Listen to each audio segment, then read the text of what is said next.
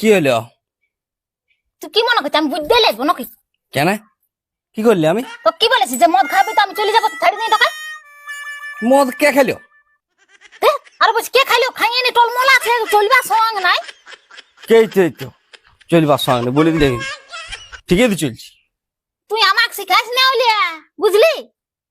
তো চালটা দেখে আমি বলে দিব যে সুমাতাল আছি না মদ খাইয়ে আছি।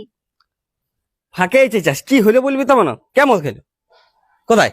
আর মুখটা লেমনে গন্ধটা আসছে, কে মদ খাইলো? হ্যাঁ করছে একবারে ঘেন্টা আসেনি। দেখছি আমার টেরি বাগ আছে যেমন বাবা, ই বুঝতে পারবে না কে আমি ভালোই আছি। আর সকালে ঢুকেছে যাইনি, খাইয়া চলে আইলি, অল্প লজ্জা সরম নাই খাইয়া। এত বলছি তা তুই এই খাওয়া দেখতে পাচ্ছিস, আমি ঠিকই আছি।